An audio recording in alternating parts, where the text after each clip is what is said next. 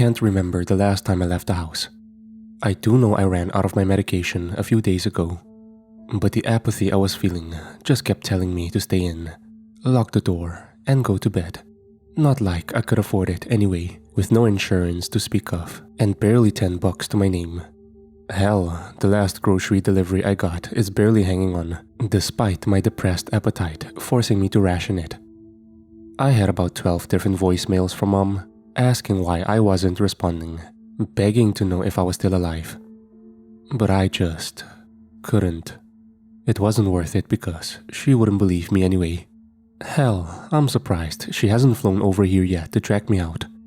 I can hear her now. You know you're better than this, Daisy. Get up. Yeah, great motivation there. It was the voice in my head telling me that I was worthless, that it would be better for me, for everyone, if I just took myself out of the pool. Not like I contributed much, just a struggling writer who posts horror stories on the internet. Not like it was enough to keep the lights on.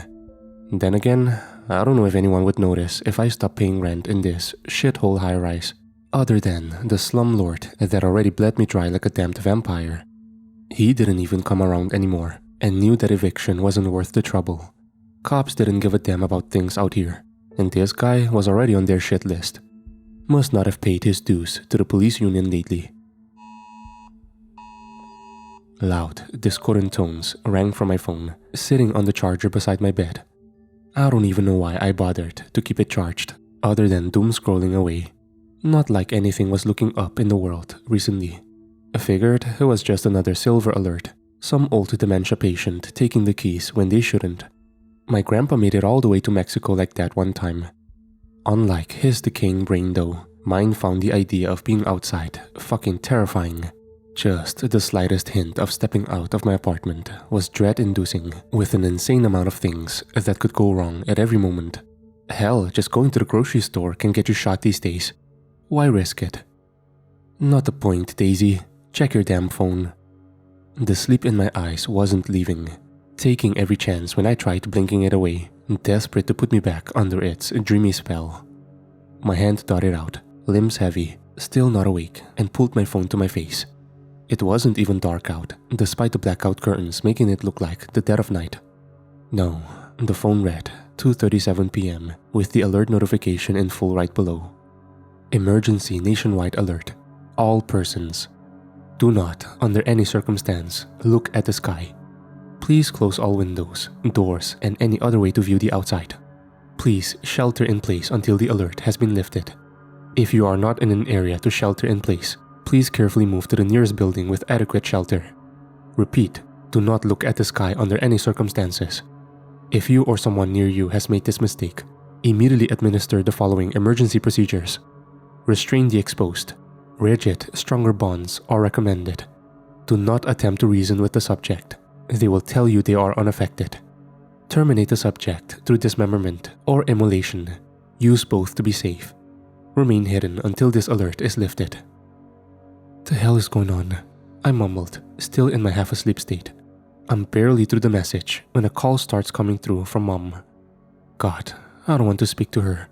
But something like that coming through, I want to think it was a prank.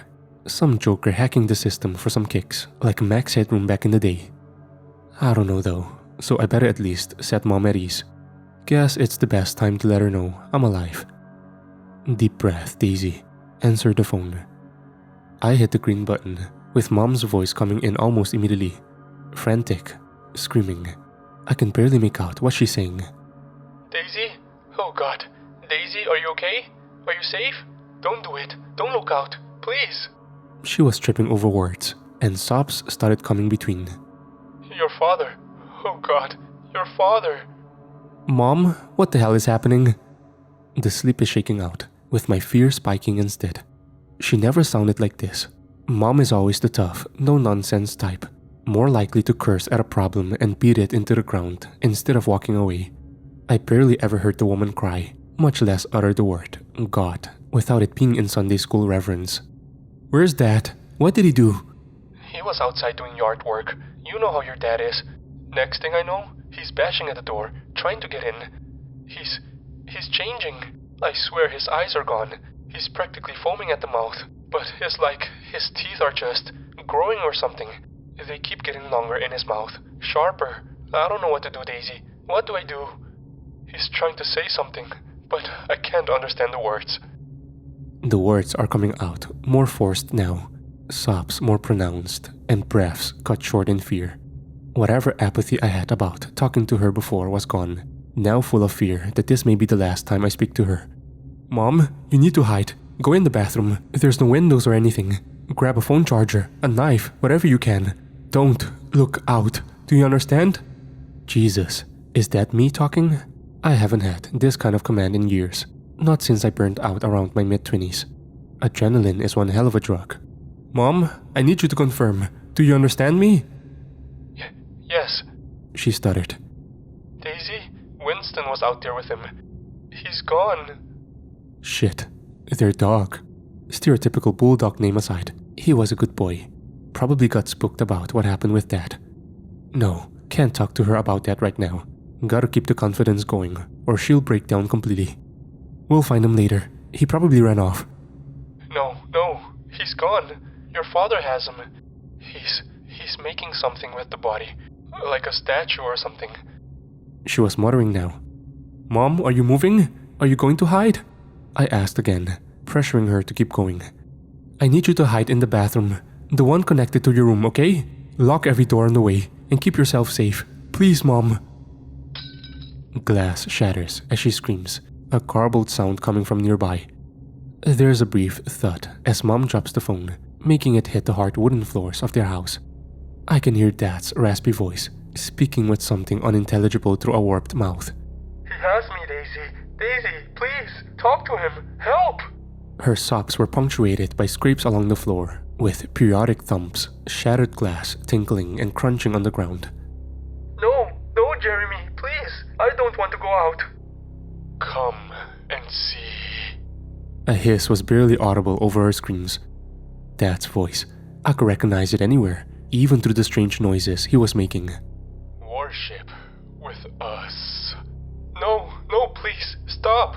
No, don't make me look. Mom's screaming pleas are cut short. Complete silence on the other line now, before she suddenly begins to whisper. Praise be. Mom, please, are you okay? I was screaming into the phone now, holding it to my face on speakerphone to try and get any attention possible. Instead, I only got silence, punctuated by the occasional scream in the distance. Nobody answered my cries. I finally hung up, knowing that nothing would come from staying on the line. My only thought was that at least I have peace of mind knowing my parents are already gone. It's not some mystery that I'll never know the answer to. So at least, there's that, I guess.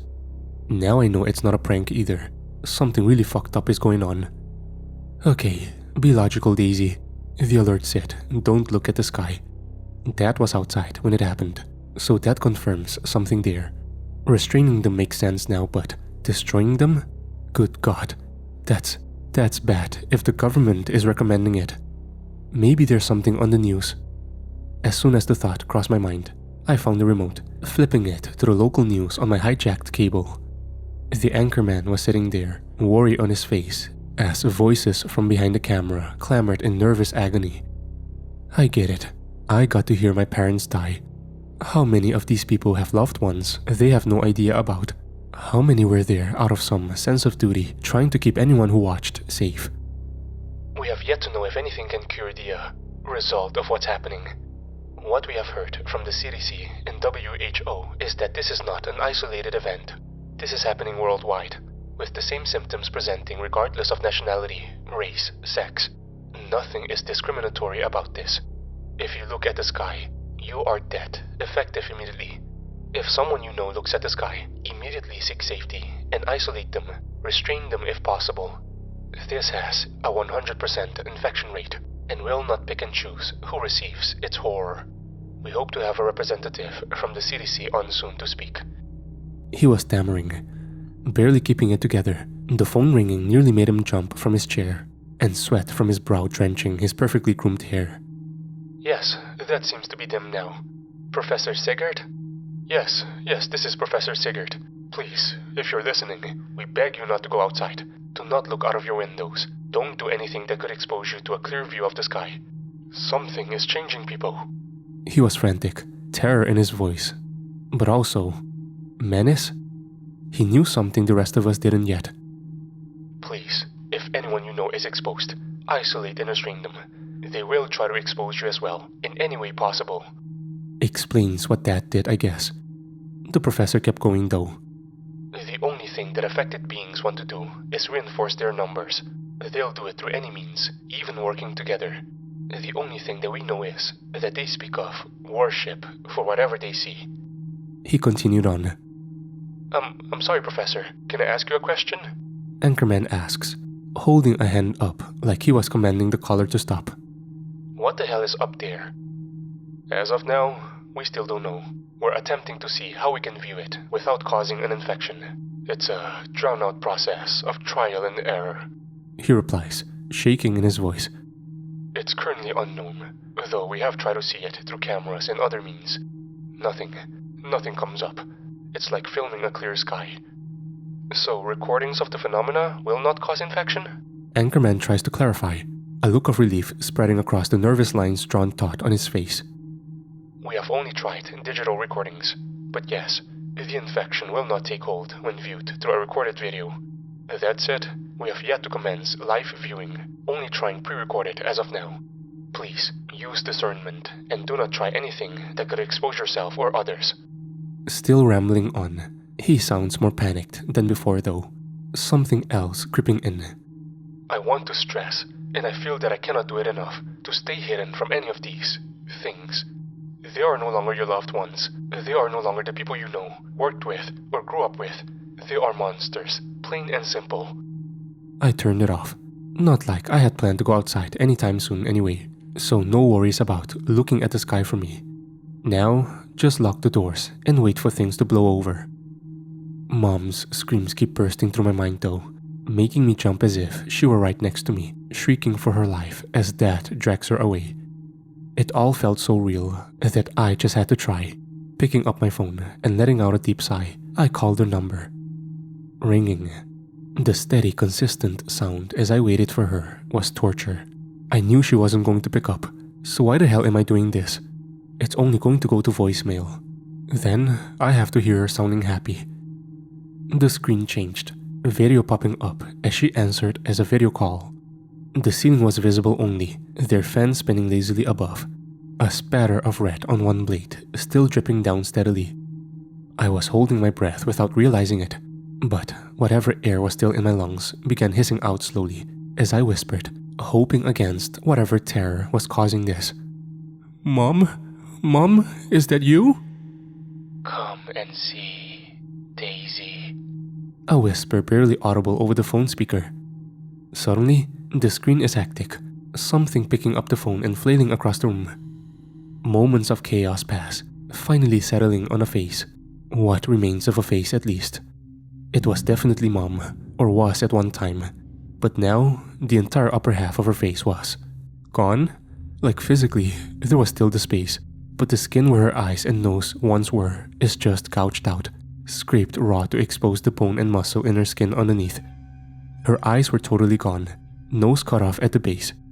Yet, I still could feel her staring at me. Come and see, she whispered again. No. This wasn't right. This wasn't my mother. This wasn't anything how she should be. There's no reason for any of this. Come and see, Daisy. Worship with us. The seal is broken. I didn't even realize I was practically smacking the shit out of my phone screen, shaking hands and doing my best to hit the damned cancel button for the call. The red button finally connected, the disconnect tone hitting right as Mom began to turn the phone screen away from herself, the open door flashing before me as it began to reveal the open sky. My eyes clenched shut as I tossed the phone away, praying for it to end. Why did I try that? I should have known. I should have known it was going to be bad. Jesus, what's happening out there? I got my answer almost immediately. A loud explosion shaking the building, causing windows to rattle. Whatever exploded, it was close. Screams coming from outside that could be heard even up here on the 15th floor. Another loud boom shook me again, This time, feeling even closer. Close enough that the window in my bedroom shattered, bringing the noise outside in. Screams echoing from below. Good God, what is going on out there? I could hear nothing but screams and chaos coming from below. The Atlanta streets in a frenzy. Violence ringing through the air. People begging for their lives, pleading for their loved ones. All punctuated by that same goddamn phrase. Come and see. As much as I don't want to, there might be something useful on TV, if it's still active. The screen came on, same channel as before, but the anchorman was now replaced by a woman. A small chyron at the bottom of the screen reading out a new message. Martial law. All emergency services are suspended. That was fast. It had only been 15 minutes? Honestly, time is a foreign concept right now. I threw my phone somewhere under the couch while I was trying to get away from Mom, so no telling what it was. The television didn't have the time either, just more warnings coming across the screen. Those same instructions to dismember or kill anyone affected by the thing in the sky. We're going to go live to Devon outside. The new woman on TV was stammering out, looking around nervously, like she had no idea what to do. He's volunteered. Yeah, that's it. He's volunteered to go outside and film the sky for us live to see what's up there. 1 second, we'll switch to his feed. The screen cut out to the anchorman from before, now screaming and red-faced as others were dragging him somewhere. He was fighting back, but it was basically useless against the number of people around him. Whoever was recording was following right alongside, saying nothing while some fucked up snuff film was about to go down. The pale fluorescence all around them made the beige hallway seem like the most mundane corridor to hell there could be. Finally, they reached a heavy metal door, with the group setting Devon down and pushing his back against it. The camera was shoved in his hands, changing POV to show the scared man who was previously recording. Before Devon could beg for mercy, they pushed him backward through the door, the camera falling with a thud next to him on the ground. They slammed the door shut as Devon's sobbing, bleeding face is captured for the world to see, still lying on the concrete. Please, I just want to go to my family. Please. He was choking out between pained breaths. Lisa, please be safe. Please, I'll be there soon. I didn't realize it until the screen began to blur, but I was crying now. Jesus, I felt empty for so long that I almost forgot what it was like. Between seeing my own family and hearing what's on the streets, can't say I didn't feel bad for the guy. Fucking hell on earth. But he probably has no idea where his family is. I was almost rooting for him, like I was watching some underdog at the fucking Olympics when he left the camera behind, keeping his head down and running fast. There's a small car parallel parked right down the street. I'm guessing it's his, because he dug keys from his pockets before jumping in. Car starting with a jump before it was swarmed on all sides. People, no, the blood all over their faces said otherwise. Monsters. That bastard. A woman's voice cut in, feet switching back over to the studio news desk. The woman was beating her fist on the table, anger overflowing in her voice. Sorry folks, technical difficulties. We'll be right back. The screen flashed out, instead taken over by the emergency alert message, same as before. The people down at the station must have lost the battle with their own sanity, turning on each other. Not surprising. It took me a few minutes of searching and grasping blindly under the couch, but I finally found my phone again. There was a missed call from Mom. I'm assuming just to try again for her original goal. But, I know what she is now. I'm not risking that. Let's see if there's anything else out there though. Twitter was a cesspool as usual, with plenty of conspiracies floating around. Reddit wasn't too much better, some claiming it was the end of the world, while others said it was some Russian attack. Meanwhile, everything around the world was going through this same nightmare. People turning into monsters outside our doors, but we're arguing on the internet about who's behind it. Nobody even knew what the hell it was. All of this bitching and moaning, all of this blame being thrown around, and nobody can even know because just looking up is enough to turn you into one of those fucks. The worst part is that it doesn't even show up in photographs or videos. Not digital anyway. There was talk of trying analog recording methods. A lot of discussion about how digital can't capture it because of cybernetic cloaking or some shit like that. There's no telling what's truth and what's not at this point. The analog idea got me thinking though. God, where's that damn thing at? I ran to the closet to throw open boxes, still packed from moving over 2 years ago, desperately searching. Finally, I found it. My old Polaroid that Dad got me for Christmas 1 year. This thing was vintage, and he found it in great condition. I double-checked it was good to go, grabbing a pack of photos for it and loading them in. Camera open, the daylight seeping in from cracks under the window. I tested it out. The shutter gave a mechanical hiss, bulb flashing bright against the relatively dark room, and a small picture zipped right out of the camera's front. Alright, take it out, flap it around for a second, and... good. My tiny studio apartment was all there, caught on a grainy film against the backdrop. In a world that wasn't ending, this would be the cover of a Midwest emo album. Alright Daisy, step up, don't look up. Just put the camera through the window and press the shutter. Don't even think about it. Thinking about it was the only thing I could do. Okay, start slow instead. 2 hands, nervously reaching from this side of the curtains while turning my head as far around as I could, trying to hold the bulky camera steady enough to snap the picture. I didn't even know if I would get a picture. Angle it toward the ground now. Okay, and click. I could hear the bulb hiss, the same shutter sound, before I yanked it back in. Looking with fear at the undeveloped photo jutting out from the slot. Pick it up, give it a wave. Color began to fade in slowly, revealing the lush greens and browns of trees below in the Atlanta fall. Around the street though was a bloodbath straight from a horror movie. These things were just grabbing people, horror on their faces as they were dragged from homes and businesses, all being forced to open their eyes, looking up at the bright, cloudless sky above. Even in the grainy photo, I could still catch the fear in those people's eyes, some seeing their final moments against their will. Others were right in the midst of their own agony, gouging their eyes out with fingers, scratching any semblance of sight from their face with whatever they could find. I dropped the photo upon noticing a child with what looked like a shard of broken mirror from a nearby car, readying it in front of his left eye for something I knew wasn't going to be good. Fucking hell. I don't want to do this. Don't even want to try seeing what's in the sky. What if I can do something good though? Maybe contribute something good. Solve a part of this big fucked up mystery of a situation. I can try, right? Deep breaths, Daisy. Deep, deep breaths. Stick the camera through the curtains again. Keep it steady. There weren't any taller buildings than mine nearby. The city starting to level out into suburbs just outside my window. This is it. A clear shot of the sky beyond. But will it work? Will it turn me into one of them? Hell, I'm probably dead at this point.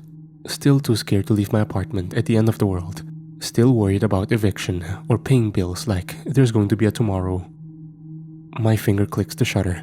That same bulb flash and hiss as it imprinted outside onto the film. Deep, slow breaths. Careful not to bump the photo as I bring it back in, making sure to keep looking away from the crack in the curtains. The world outside going straight to hell. I got it. I got the photo. Now, just give it a little exposure so it develops. Jesus Christ. I can see it. Clear as fucking day. I see it. It's showing up on the Polaroid. This fucking giant? It looked like a man up top, riding a horse like he was heading into battle. The horse was beyond dead though, skin and nerves flayed, exposing the dark red bloody muscle underneath. It was in motion as it was captured on the grimy photo, legs mid-pump, propelling itself toward Earth. No telling how big the damn thing was, but it was larger than the sun in the sky, threatening to blot it out at any moment as it cast a shadow over the world beyond. The rider was even more terrifying than the skinless horse, a charred, barely hanging on body with missing limbs. The foot was barely attached, jostling alongside the horse. Meanwhile, the face had its eyes gouged out, much like those below, but it looked like his wounds were cauterized, terrible burns marking the top of his visage as his jaw hung open, one side dangling down further into a lopsided grin. I wanted to throw up, wanted to scream and open the window wide to show myself it wasn't real. I could hear something nagging at the back of my mind the entire time. A guttural whispered voice struggling to speak through a destroyed throat. Come and see. Everything else in my head was screaming, telling me not to listen to the damn thing. It sounds so welcoming though, to look at the sky and let all my worries go, to see the giant figure on the red horse. No, can't let go now. I actually did something. I got some kind of answer, right? I did something good. Who the fuck am I even asking at this point other than the voices in my head? At least, some are telling me to live. Better than most days. A scream pierced the air from outside, waking me out of the trance I had been in. My hand reached out to the curtain in front of me to pull it back. Fuck no, can't do that. I pulled my hand back fast, like touching a still hot pan on the stove, dropping the Polaroid in the process. From lower down, the scream quickly died out, joining the now steady whispers, growing loud enough to hear even this high up, all beginning to sink in their strange beckoning.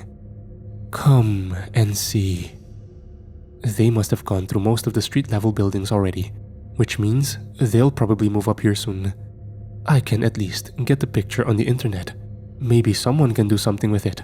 A tweet, a Reddit post, anything. Hell, I'll put up a TikTok if it gets the attention that could help someone. It only took moments after I snapped a picture of the Polaroid to post, and not long after that for comments to start flooding in.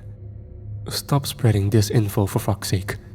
Cool pic, artist name? Nice Photoshop jackass, but the world is ending. I told you all to repent. Standard, run-of-the-mill bullshit. Of course nobody would believe it. Why believe the batshit insanity happening right outside your window when you could make up conspiracies on the internet? Jesus Christ, I might jump off the roof before I even get the chance to look at the thing.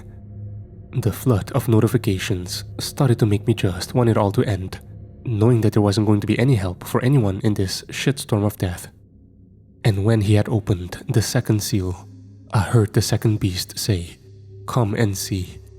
You've got to be fucking kidding me. As many Sunday school lessons and church sermons I've been dragged to in my life, all the southern evangelical hellfire that I've heard, there's no fucking way. It fit though. The 4 horsemen of the apocalypse. Except, this is the second one? Jesus, what was the first? The pale horse, I think. No idea where he is. But the second was the red horse. The one that was always brought up in sermons about the end times. Endless war and bloodshed to really bring everything together.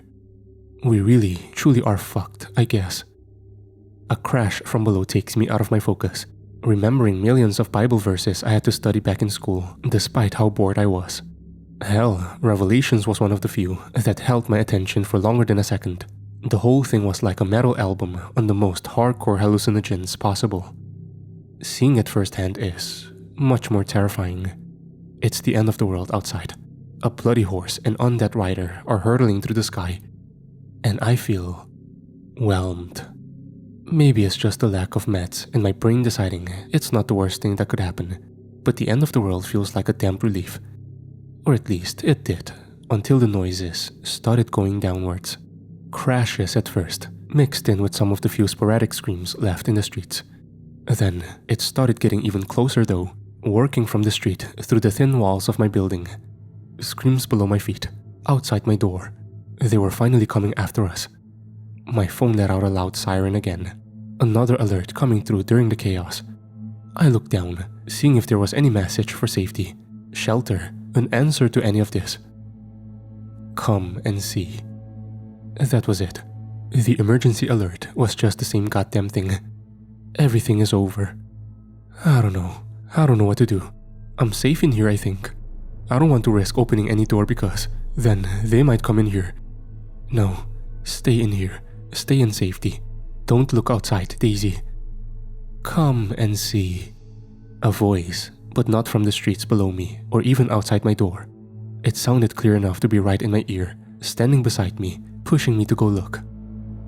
Why not, right? I had already seen the picture. Not like looking at the actual thing could break me much at this point, right? No. Have to figure a way out. Don't think about looking at the damn thing. Just get out. Try to find shelter somewhere. Basement. There's a basement level that has sewer access, I think. Can't see the sky if I'm underground. Can't get exposed by those things if there's nothing to make me look at. It's perfect. There's no rhyme or reason to it. My BPD brain just suddenly said, you can get out of here. And next thing I know, I'm just rolling with it. The energy is here, so I'm not letting go. I don't want to die, as much as I'm okay with the world ending. A knife, a flashlight that barely works, wasn't much to choose from in this sparse apartment. Had to give myself some credit. At least I wasn't a hoarder. It took all of 5 minutes to get ready, then 1 minute for all my hopes to get to the basement to fly right out the window.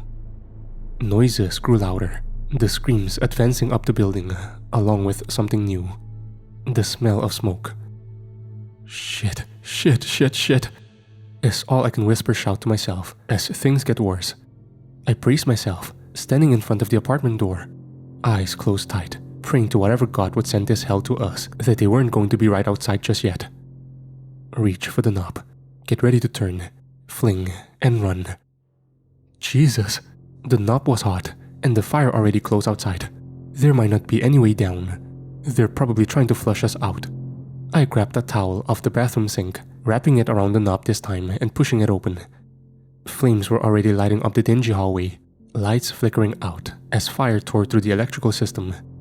Whatever fire safety system they had in the building wasn't doing shit. An alarm ringing without any sort of sprinkler even attempting to help.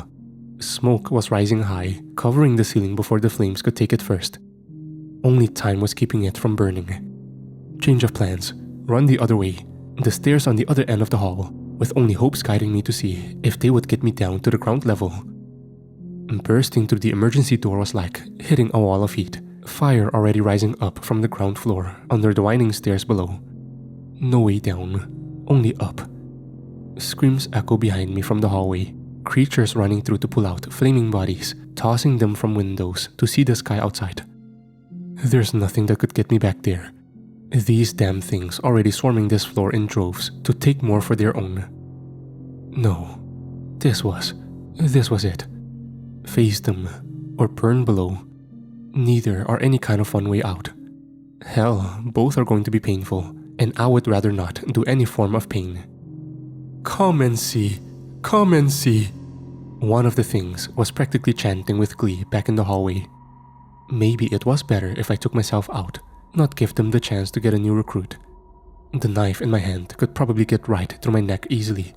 Maybe if I stabbed myself through the ear, it would keep me down. My only worry is that they'll get to me before I can actually die. No, the knife wouldn't work worth a damn. The only other option is up there. The stairs above me were clear of any flames, just smoke rising slowly to build up above. There was a roof access door up there. Usually, it's where the teenagers would go to smoke without getting caught, but it would make a good place for a final blow. 26 floors. I'm on 15. Better start running. Except, before I can get moving, one sees me. It screams, running for me in a frenzy, while still repeating that same damn verse fragment. Come and see. Come and see. It was in my head at this point too, screaming on the outside and inside. There's no escaping it. As soon as it began after me, more joined, running from rooms in the opposite end of the hall, pouring toward me in a chorus of the damned. Down below, more ran up the stairs, flames covering their bodies like living funeral pyres, all coming to attend my wake. No time to hesitate now, I guess. Stairs were taken 2 at a time for the next 5 floors at least, but that was about when I started feeling how out of shape I was. The adrenaline was going wild, but my lungs were burning. Floors above were no better than mine, with creatures already starting to flush through from the roof down. Wouldn't be surprised if there were people up there when everything went to shit, considering it was easier than smoking on the street for most people. Rising flames kept anyone from escaping though, leaving them to either jump to their deaths or be forced to look outside by the demons.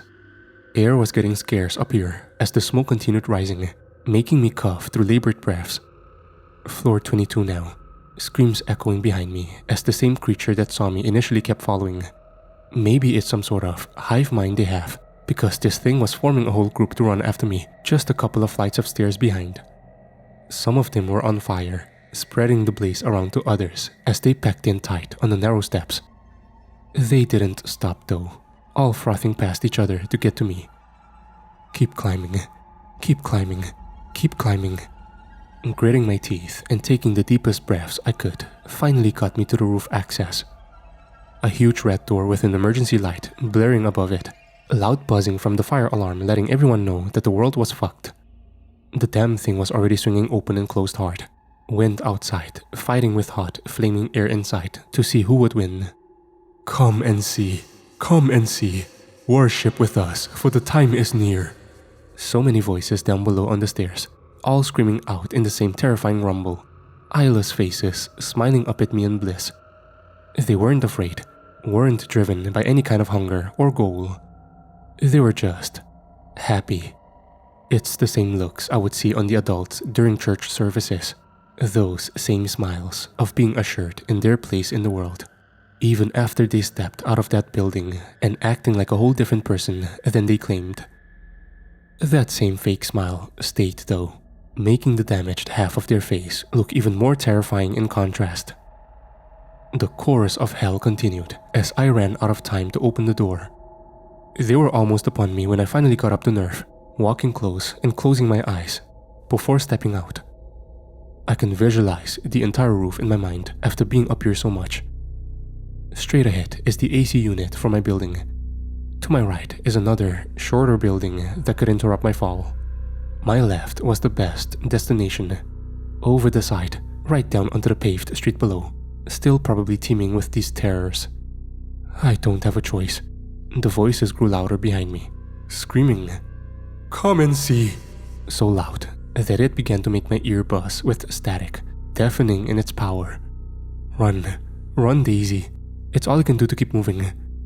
But I eventually hit the edge, barely stopping myself from falling right over. Stop for a moment. Make sure you do this right. Climb up, take a stand. Don't face the road though. No, if I see what's below, it's going to make me stop. Don't stop. Can't stop. Have to end myself before they can end me. Feet on the concrete ledge, wind beginning to hit me hard, almost knocking me off balance and into the pavement below. I opened my eyes to see the creatures pouring out of the access door, running behind me. I stepped back, falling backward to face the sky above, losing any stability and giving myself to gravity. Come and see. The voices rang out again. The sun was bright, but in the moment I fell, back to the ground with nothing but the high sky above me, their words echoed louder. Come and see. And I saw. Finally I saw. While a loud, thunderous chorus all combined into one singular voice, ringing out once more. Come and see. I beheld a red horse galloping through the sky with immense speed. War sat upon him, with a massive sword held in frail, decaying hands, slicing the air as more and more on earth cut each other down, brother killing brother. My last sight, before gravity turned me on my head, was the horse. His eyes burning bright with the heat of the sun, pure hatred burning in its face. As my body turned, seeing the creature began to make me feel at peace. This was our fate. But was it a bad fate? The Messiah will be here soon, and the horseman is just bringing his good news. War will be a blight on the earth no more, with no humans left to foster aggression toward one another. Now, we would all come together in worship, spreading the good news of what's to come by opening the eyes of others. My eyes are open now, though these eyes cannot yet comprehend the beauty of what I've seen. No, I'll need to open up my real eyes, the ones underneath these. Then I'll be able to see the true beauty of what's to come. The true salvation all this bloodshed will bring. The coming of a new kingdom built on the bodies of the damned. The last fading thought that I have is the last phrase that brought me terror just moments before. My lips part, pushing words out in a whisper against the wind, trying to rip them through my throat. 3 final words before the pavement meets my head. The old me's plan working perfectly as I hit skull first, spilling my brain over the concrete. My lips still manage to finish the final word though, twitching as the rest of my body falls to the ground. Come and see.